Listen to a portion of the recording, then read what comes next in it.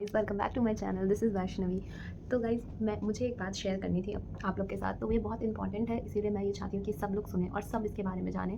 तो मेरे साथ जो हुआ शायद वो बहुत बच्चों के साथ होता है और ये चीज़ नज़रअंदाज की जाती है हमारे पेरेंट्स, टीचर्स एंड बहुत सारे स्कूल्स में, इंडिया में स्पेशली, क्योंकि हम लोग ऐसे सोसाइटी से भी बिलोंग करते हैं जो इन सब चीज़ को अब उतने ज़्यादा फेमिलराइज्ड नहीं है, आई थिंक सो। तो मुझे ये चीज़ बहुत ज़रूरी था बताना कि कैसे मेरे साथ हुआ और मैंने कैसे इस चीज़ को ओवरकम किया। Yes guys, I was bullied by someone in class 10th। Okay, मैंने क्लास 10th में बहुत बुली मैं हुई हूँ, मुझे पता है। और मेरे जो मेंटल और फिजिकल हेल्थ में प्रॉब्लम्स आई वो भी 10th में मेरे को अफेक्ट किया, बोर्ड्स में, मुझे ऐसा लगता है अभी भी।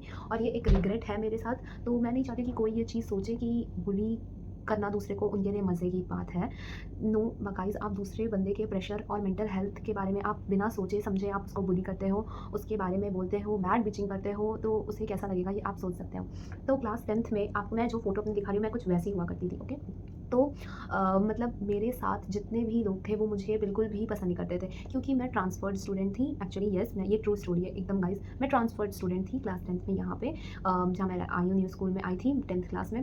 तो यहाँ के बच्चे मुझे एक्सेप्ट नहीं कर पा रहे थे, बिकॉज़ उन्हें लगता था कि मैं बहुत मतलब एक्स्ट्रा ऑर्डिनरी, या फिर दूसरे स्कूल से आई हूँ तो मैं बहुत बन रही हूँ, या फिर अपने आप को शो ऑफ कर रही हूँ। मुझे नहीं पता लोगों को मुझसे क्या मतलब वो हो रहा था, वाइब्स आ रहे थे कि वो लोग मेरे को अपने, होता है ना कि एक तरीके से अपने साथ नहीं कनेक्ट करते थे, मेरे को अपने से डिटैच करना और फिर मेरे बारे में बहुत बुरी बातें कहना, ऐसा होता था। तो मैं आपको रियल बताती हूँ कि मेरे साथ क्या-क्या होता था। एक्चुअली ये बात बुरी है, क्यों मैंने ये बात इसलिए बोली है कि मुझे लगता है कि सबको ये चीज़ जानना चाहिए कि हर स्टूडेंट के लाइफ में क्या हो रहा है और उनके मतलब कैसे वो प्रेशर्स झेले हैं, क्या किए हैं। मुझे एक्सप्रेस करना था, तो मैंने ये यूट्यूब एक बहुत बढ़िया ज़रिया है अपनी बातों को एक्सप्रेस करने का। मैं चाहती हूँ कि आप लोग मेरी बात सुनें और समझें कि मैंने क्या फ़ील किया उस समय। मुझे बहुत बुरा लगता था, मैं I was feeling alone that time. Literally मैं अभी भी आपको क्या बोलूँ, मेरे को अभी भी आप मेरे फेस देख के ही समझ सकते हैं कि मैं उसको याद नहीं करना चाहती, लेकिन मुझे फिर भी वो बताना चाहिए मेरे हिसाब से, कि मुझे वो चीज़ रिग्रेट ना हो कि मैं किसी को बताई नहीं और मैं अभी भी उस चीज़ को झेल रही हूँ। नहीं, मैं वो नहीं झेल रही हूँ, क्योंकि मैं बहुत उसको कम बैक नहीं करने दूँगी और मैं उसको ओवरकम कर चुकी हूँ, तो मुझे उसके बारे में सोचना है नहीं, बट मुझे बताना है कि ये ज़रूरी है आप लोग को जानना।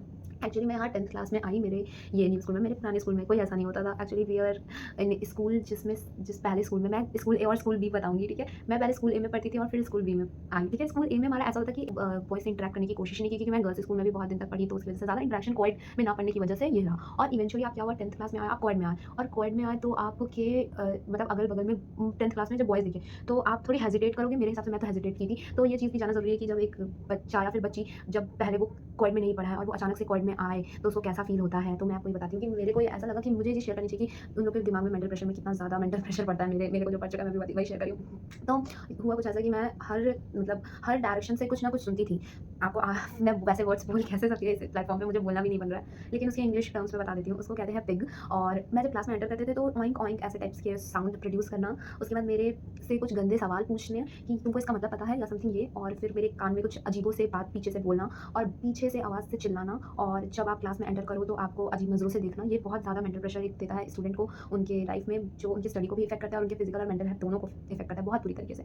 तो मुझे लगा कि मतलब लोग मेरे वेट की वजह से कर रहे हैं, ओके? तो मैं बहुत ज़्यादा परेशान हो गई। मैंने लिटरली गाइज़ मेरा ये बोर्ड्स प्री बोर्ड्स खत्म हुआ था 17 दिसंबर के अराउंड, और मैंने उसके बाद सोचा कि नहीं, मुझे ये ओवरकम करना है। मेरे को मतलब कुछ भी करके अपना वेट लूज़ करना है, कुछ भी करके गाइज़। मैं इतने गंदे तरीके से मेरे मेंटल प्रेशर पे ये पड़ा कि मेरे वेट की वजह से लोग मुझे बुली कर रहे हैं। तो मैं बताऊँ, मैंने लिटरली एक टाइम का खाना छोड़ दिया था कि भाई मैं खाना छोड़ूँगी तो शायद मेरा वेट कम हो जाएगा और मैं सुंदर दिखूँगी। क्योंकि मेरे स्कूल में ब्यूटी एक स्टैंडर्ड सेट था, सॉरी, ब्यूटी स्टैंडर्ड सेट था, मैं उस पे नहीं खड़ी उतर पाती थी, तो लोग मुझे बुली करते थे। हाँ, ऐसा हुआ है गाइज़। तो मैंने सोचा कि अच्छा चलो, अब हम लोग वेट लॉस करते हैं। और मैं खाना नहीं खाती थी, मम्मी बहुत डाँटती थी, पापा बहुत डाँटते थे कि बोलते बोर्ड्स है, तुम खा नहीं रही हो, ये वर्कआउट कर रही हो, ये कर रहे हो, वो कर रहे हो। बोलते थे चिल, मेरा रेडी है, और मैं उसके चक्कर में अपना ज़्यादा एफर्ट अपनी पढ़ाई में ना लगा के इन सब चीज़ों में लगाने लगी। मुझे ऐसा फ़ील होता है कि मैंने ये गलत काम किया है, तो और बच्चे ना करें। लिटरली गर्ल्स इसमें बहुत ज़्यादा इंडल्ज हो जाती है जब उनको ये सब सुनना पड़ता है। तो मैं तो पढ़ी थी, इसीलिए मैं आपको ये शेयर कर रही हूँ। मेरे पास, लेकिन मैंने नवंबर तक अच्छे से अपनी सारी चीज़ पढ़े हुए थे, इसलिए मेरे बोर्ड्स अच्छे गए। मैं झूठ नहीं बोलूँगी, मेरे 94% आए 10th क्लास में, तो मेरे उसमें भी अच्छे परसेंटेज आए। तो मुझे उतनी डर नहीं है अपने आप को शो ऑफ करने का या फिर किसी चीज़ को दिखाने का कि मैं वैसा क्यों कम क्रैक की। लेकिन गाइस बुली होते हैं आज भी इंडिया में भी,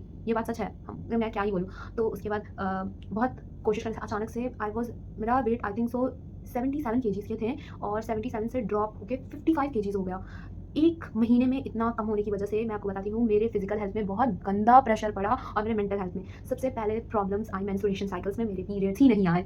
गाइस मेरे 3 मंथ तक पीरियड्स नहीं आए। मैं मेरे और उसके बाद फिर सेकंड चीज़ मेरे मेंटल हेल्थ में कि मुझे खाने से देख के मुझे लगता था मैं हर चीज़ की कैलोरीज़ काउंट करने लगी और हर चीज़ को मैं अगर वो कार्ब्स हैं तो मैं कार्ब्स ली ही नहीं। लिटरली मैं किसी भी कार्ब्स को यूज़ ही नहीं किया उस दौरान। मैं कार्ब्स ही छोड़ दी और मेरी बॉडी के जितने मसल्स हैं वो लूज़ हुए, ना कि मेरे रियल बॉडी फैट्स लूज़ हुए। मैं ये एकदम करेक्ट वे में बता रही हूँ, मेरे रियल बॉडी फैट्स नहीं लूज़ हुए। तो फिर जब मेरे को 3 मंथ्स तक पीरियड्स नहीं आए तो मम्मी ने डॉक्टर गायनेकोलॉजिस्ट को बुलाया, तो वो मुझे समझाईं, ये चीज़ गलत है, ये ऐसे नहीं करना है। और लिटरली गाइज़ उन्होंने मुझे बहुत हेल्प किया, वो मेरी काउंसलर टाइप की थी और मेरे पेरेंट्स ने सपोर्ट किया। ये बिल्कुल झूठ नहीं है, आपके पेरेंट्स को आप सब चीज़ बताओ कि आपके साथ क्या हुआ, वो आपके बिल्कुल बैकबोन है।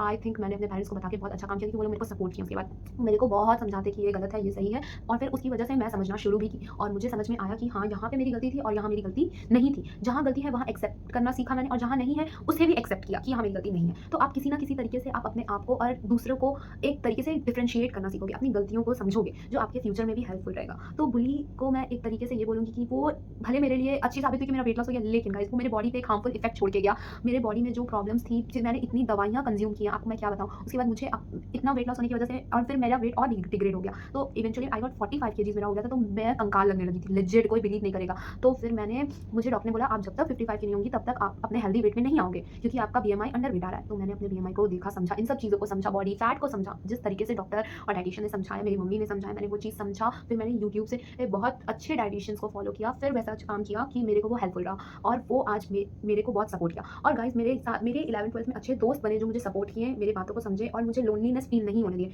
तो ये बहुत ज़रूरी है कि आप एक दोस्त बनाओ जो अच्छे हों, जो आपको समझें और आप इस टाइम पे अलोन ना फील करो क्योंकि इस समय आप डिप्रेस्ड फील करोगे। और मुझे पता है मैं खुद बुरी होती थी तो मुझे डिप्रेशन होता था और मुझे एंग्जायटी अटैक्स आते थे गाइस, मेरे को रात में सोना नहीं हो पाता था। मुझे लगता है कि इसकी वजह से मेरे मेंटल हेल्थ और फिजिकल हेल्थ में जो प्रेशर पड़ा है, मैं उस चीज़ को रिग्रेट करती हूँ कि मैंने ये क्यों किया। लेकिन फिर एक तरीके से लगता है कि ये सही था कि मुझे एक्सेप्टेंस पता चला कि हाँ, मैंने यहाँ गलती की। तो आप अपने आप को बुली होने से संभलना, क्योंकि आप अच्छे दोस्त बनाओ जो आपको इस चीज़ में ओवरकम कर पाएँ। मेरे साथ रीज़न ये था कि मैं न्यू स्कूल में आई थी, ए टू बी ट्रांसफ़र हुआ था। मेरे कुछ पर्सनल प्रॉब्लम्स थे जिसकी वजह से मेरा ट्रांसफ़र हुआ। मेरे पेरेंट्स का यहाँ ट्रांसफ़र हुआ इस जगह पे, तो मुझे अपनी स्कूल चेंज करना पड़ा। तो इवेंचुअली 10th क्लास में मेरा ट्रांसफ़र हुआ जिसकी वजह से मुझे ये प्रॉब्लम्स झेलना पड़ा। अच्छे फ्रेंड्स नहीं थे, क्लास के स्टूडेंट्स अच्छे नहीं थे, सपोर्टिव नहीं थे, जिसकी वजह से मुझे ये चीज़ झेलना पड़ा। मेरे मेंटल हेल्थ पे वो चीज़ होता है ना कि वो पिन करने लगी थी कि हाँ, तुमको तो मोटिव इसीलिए तुम नहीं हो इस सोसाइटी के लायक, इस क्लास के लायक, तुमको लोग नहीं पसंद करते, तुम्हारे साथ कोई दोस्ती नहीं करेगा क्योंकि तुम मोटी। रीज़न ये था गाइस, मुझे इतना रिग्रेट था भाई, इंसान ऐसा सोच सकता है, वहाँ मुझे ऐसा फ़ील हुआ। फिर मैंने बोला अच्छा छोड़ो ये सब छोड़ो, मैं जैसी हूँ वैसी ही ठीक है। अब मैं अच्छे से खाती हूँ, हेल्दी डाइट फ़ॉलो करती हूँ, मैं कुछ भी ज़्यादा बाहर का नहीं खाती हूँ, नॉर्मल घर का खाना खाती हूँ और अपनी हेल्दी लाइफ़ में कंटिन्यू हूँ क्योंकि मुझे